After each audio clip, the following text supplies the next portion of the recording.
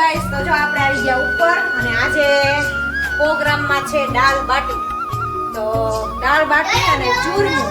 તો જો અહીંયા આપણે દાળ બાટીની દાળ બને છે, વઘાર થાય છે, અહીંયા ચા બને છે અને અમારા મહેમાન આવી ગયા છે. જો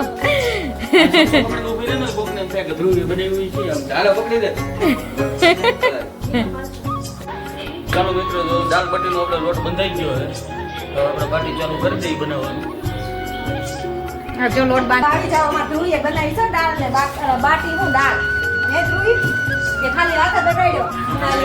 જો અમારે દાળ બાટી થઈ ગઈ છે રેડી અને બધા છોકરા જમવા માટે બેસી ગયા છે. જો બધાયનું ભેગું આમ જો એ તમારે એલા ખાવું છે કે એમ તો થાળી માથા નાખવા છે. હેલો, ગુડ મોર્નિંગ, જય શ્રી કૃષ્ણ. કેમ છો બધા? તો મસ્ત તડકો નીકળી ગયો છે સવારમાં.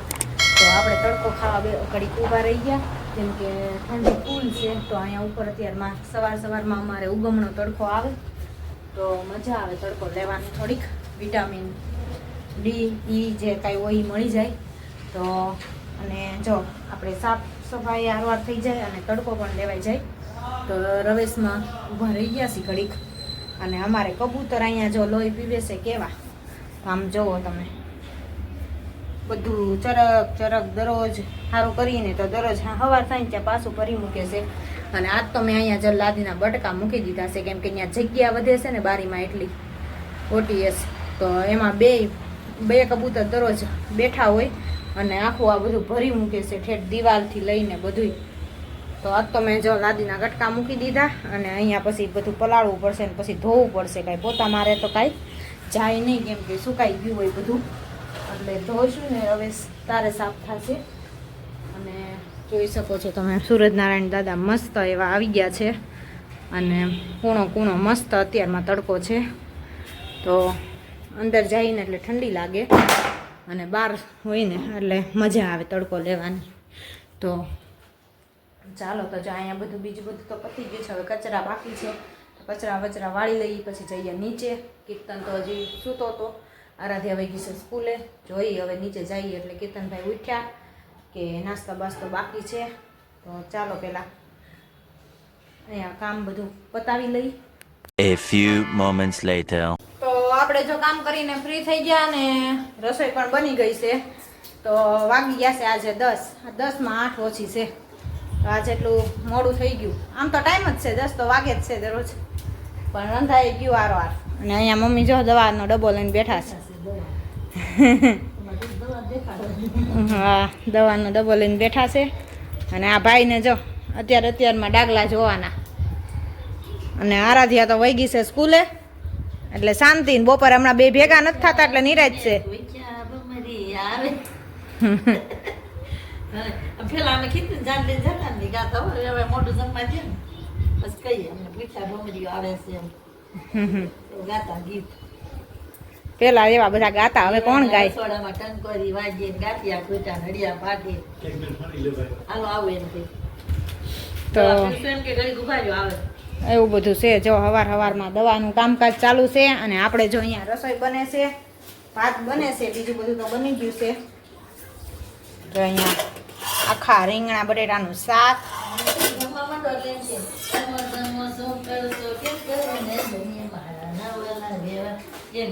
પછી સારા થયા તો સામા ભારે ડોળા ખારા થયા તો ડોળા કાઢે કેમ કરીને જમ્યા. એવા ગીત ગાતા જમવાનું ગયા તો જમે નહીં જમ અને ગીત જ ગાય. હવે કોઈ આવે હાલત્યા હવે ગીત ગાવાનું ક્યાં રહ્યું? હવે બધું ગયું.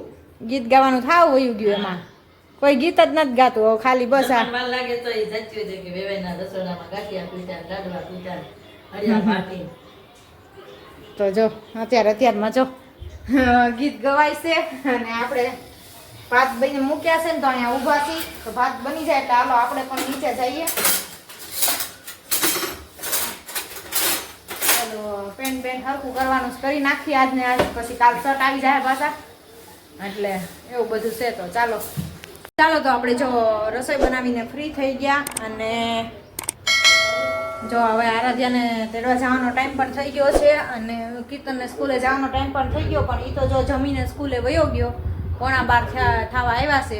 તો એ તો ગયો જમીને સ્કૂલે. અને આજે છે 11 એકાદશી, એટલે આજે ફરાળ બનાવવાનું છે. તો હવે મમ્મી જોઈએ મોરૈયો બનાવે કે હવે શું બનાવે, તો ઉપર આવે પછી ખબર પડે. તો આપણે તો આપણી રસોઈ બનાવી લીધી છે, એ કે હવે હું બનાવી લઈશ ઉપર આવીશ એટલે. તો જોઈએ હવે મોરૈયો લઈ આવે તો બનાવશે, નકર પછી ફરાળી લોટનું કાંક બનાવશે. તો હમણાં ઉપર આવશે, તો ચાલો હું પછી તમને બતાવું શું બનાવે એ. 1 hour later. થઈ ગયા છે 4 અને જો આપણે ઉઠી ગયા અને હવે જઈશું નીચે. અને આરાધ્યાને હોમવર્ક બાકી છે, તો આરાધ્યા હોમવર્ક કરે છે. અને અહીંયા જો બધી શેરીની બાઈઓ હમણાં તો માંડવી ચડીએ છે, તે બધાને માંડવી થઈ હોય ને નવી અત્યારે ગામડે, એટલે બધા જો માંડવી ફોલે છે.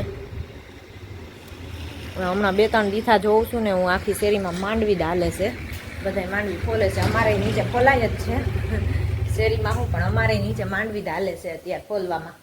તો એવું બધું છે. તો જો આપણે ઉઠી ગયા અને ચાલો આપણે દહીણું મૂકવા જવાનું છે. તો જો ડબ્બો લઈને જાશું નીચે અને ભડકું દળાવવા જવાનું છે. તો ચાલો દળાઈ આવવી, પછી મળી પાછા. ગાઈસ તો જો આપણે આવી ગયા ઉપર અને આજે પ્રોગ્રામમાં છે દાળ બાટી. તો દાળ બાટી અને ચૂરમું, આજ તો ચૂરમું પણ બનાવવાનું છે. હે હમણાં મહેમાન આવે તો નવું નવું બને ને.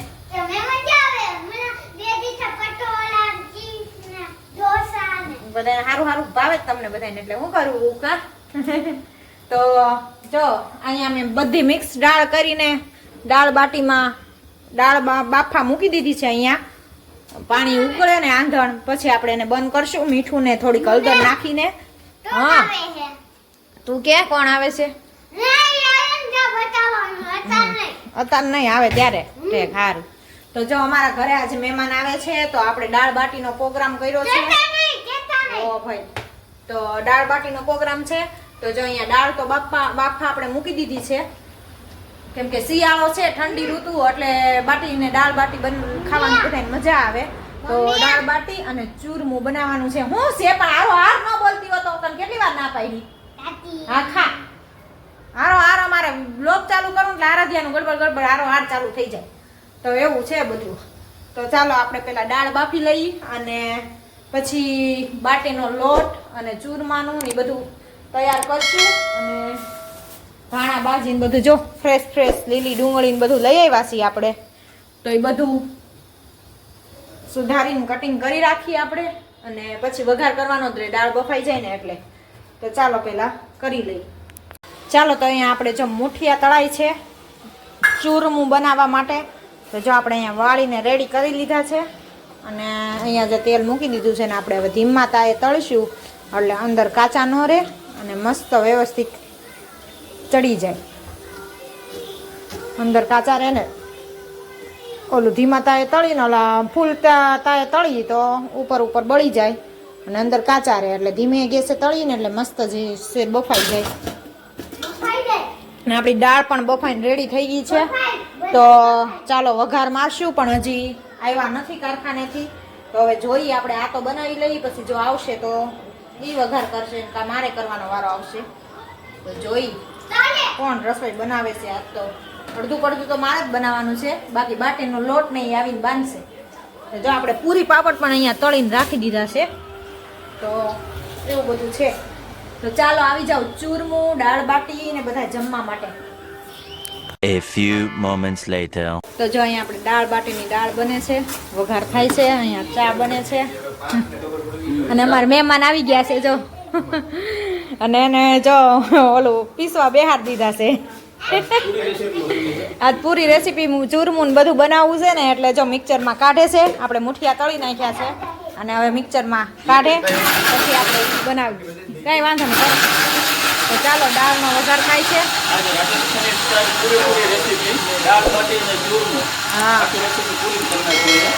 હવે જો દાળનો વઘાર કરી નાખ્યો છે, હવે બાટીનો લોટ બાંધવાનો બાકી છે હજી. હા, એ બાટીનો લોટ હવે બાંધશું, પેલા બધું તૈયાર થઈ જાય ને પછી. દાળ બાટી ચૂરમાની આજ પૂરી રેસીપી કરવાની છે અને બનાવવાનો અમારે ધ્રુવી છે. હે દાળ બાટી બનાવવાનો ધ્રુવી બેન. હા, ધ્રુવ બનાવશે. એ સોફે ચડીને બેહી ગઈ છે. આ ઘરે સમસો પકડીને ઊભી રહેલે કોક ને થઈ જાય બની વાય. ઈ કે લાવો તો સાચું આવી. પકડીને ઊભી રહે ને કોકને એમ થાય કે ધ્રુવી બનાવી છે આમ હાલો પકડી દે હાલો રેડી જો આ બેન ને અમે શીખવાડી દીધી છે દાળ બાટી હવે જેવી થાય એવી કોઈ ગેરંટી નથી સવારમાં હા સવારમાં ગેરંટી નહીં આય ધ્રુવી જેવી થાય એવી કા દવાખાને દોડજો સીધા હા અમને ન કહેતા હા ચાલો મિત્રો જો દાળ બાટીનો આપણે લોટ બંધાઈ ગયો છે તો આપણે બાટી ચાલુ કરી દઈએ બનાવવાનું જો લોટ બાંધવાનો વારો આવી ગયો